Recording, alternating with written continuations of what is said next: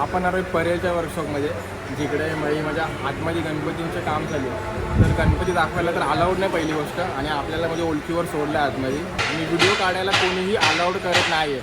माझा माईक नाही, त्याच्यामुळे आवाज थोडा कमी येत असेल.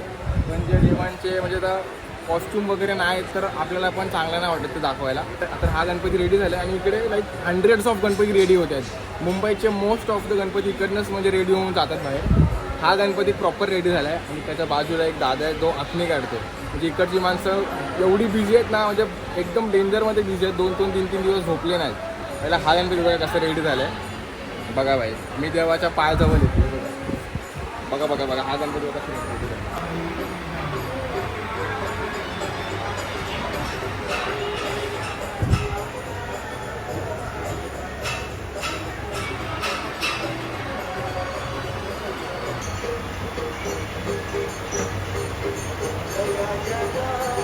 प्राईस जे गणपती बघा म्हणजे लाईक स्ट्रक्चरवर उभे करतात. एक पोलवर पूर्ण गणपतीला किती मोठा गणपती उभे करतात बघा.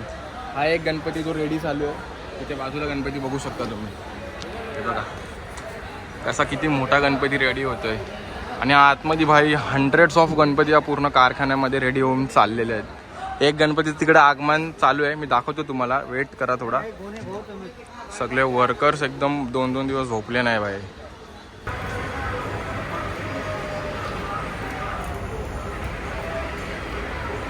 पहिला तर आपल्यासोबत आहेत अरुण दादा, ज्यांनी आपल्याला आतमध्ये एंट्री दिली. आणि आतमध्ये सहजासहजी कुठल्या ब्लॉगरला अलाउड नाही करत व्हिडिओ काढायला. पहिला तर थँक्यू, आतमध्ये सोडला आणि मला व्हिडिओ काढायला अलाउड करतोय. तुझं पूर्ण नाव सांग.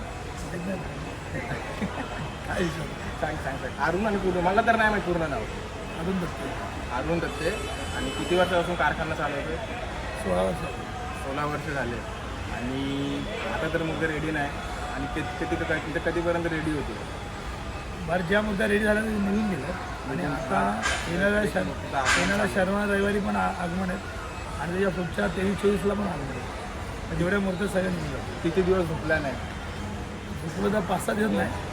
रोजचा झोप फक्त 2 ते 3 तास झोप भेटतो. बाकी दिवसभर कामं चालू. या कारखान्यामध्ये सगळ्यात मोठी किती फुटाची मूर्ती बनते? आणि म्हणजे एवढ्या वर्षापासून सगळ्यात मोठी असं नाही आहे. सगळ्यात मूर्त्या, बऱ्याच मूर्त्या 25-26 फुटाच्याच आहे. 25-26 फुट? हां, 25-26 फुटा त्याच्या खालीच आहे. पण जास्त आम्ही 25-26 फुटाची हाईट घेतो. कारण POP बंदीमुळे आपल्याला असं वाटतं की मूर्त्याची हाईट काही लिमिटेड पाहिजे आणि काम चांगलं झालं पाहिजे. अच्छा. आणि एक मेन गोष्ट, किती मूर्त्या बनवतात एका वर्षाला? या आता कारखान्यामध्ये 100च्या जास्त मूर्त्या असतात. या कारखान्याच्या 300-350 मूर्त्या आहेत. आणि बनवतो किती वर्षाला? ते वर्षात तेवढे गणपती तेवढे बनवतात. 300-350. आणि सगळे सेल होतात? सगळे एक्स्ट्रा पण बनवत नाही ना. जे बुकिंग असतात तेवढं बनवतात. बाकी मेन गोष्ट काय सांगशील एंडला? का म्हणजे तुझा कारखाना आहे, किती म्हणजे चालवतोस, आणि काय सांगशील प्रेक्षक लोकांना एवढं सांगेल की तुम्ही आगमनाला जेव्हा गणपती बघायला येता, तर येणाऱ्या 16 आणि 17 तारखेला जे आगमन आहे ते यावाल्या त्यावेळेला कुठलं आगमन आहे? रविवार बरेच आगमन आहे, तुला कळेल नंतर. 23-24ला जे आगमन आहेत ते लोकांनी, भाविकांनी असं गर्दी करा.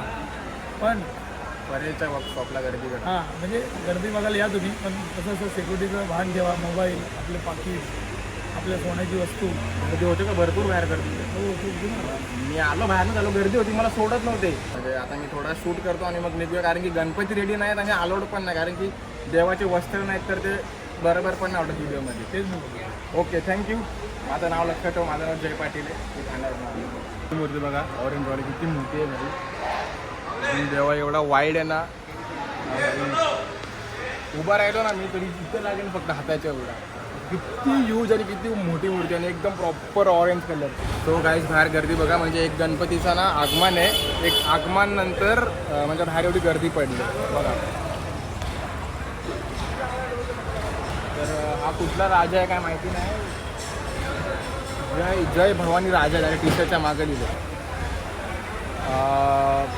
कुठला आहे? झामीन चौक लिहिला ना, बघ तिकडे दाखव.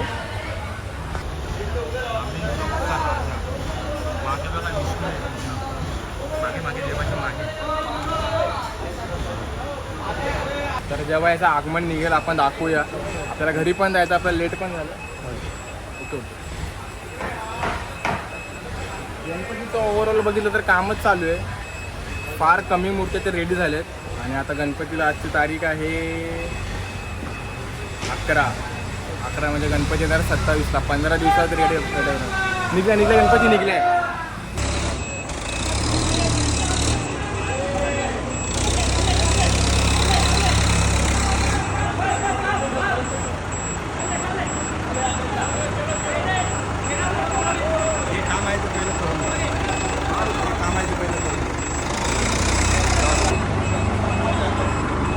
एक गणपती लोड करायला किती टाइम लागतो काय माहिती एवढा जाम डिफिकल्ट टास्क आहे. गणपती याच्या खाली लोड करा एकदम प्रॉपर. एवढ्या मूर्ती गणपतीची हाईट उचला.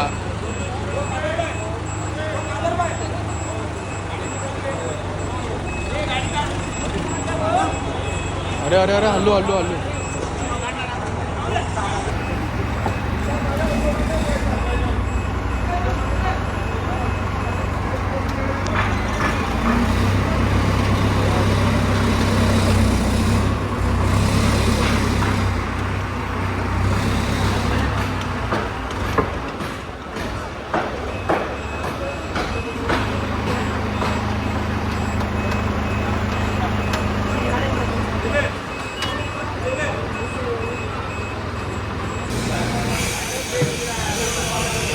जामच डिफिकल्ट आहे भाई.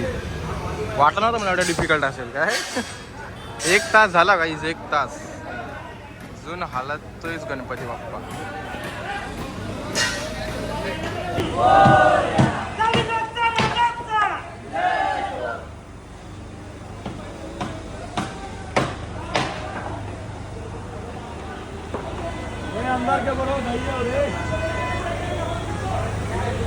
गर्दी बघा किती वाढले भाई.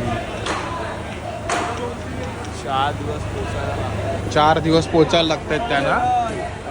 बघा मुंबई ते अमळनेर म्हणजे धुलेच्या पुढे बरोबर ना. धुलेच्या पुढे येतं ना. 4 दिवस भाई 4 दिवस.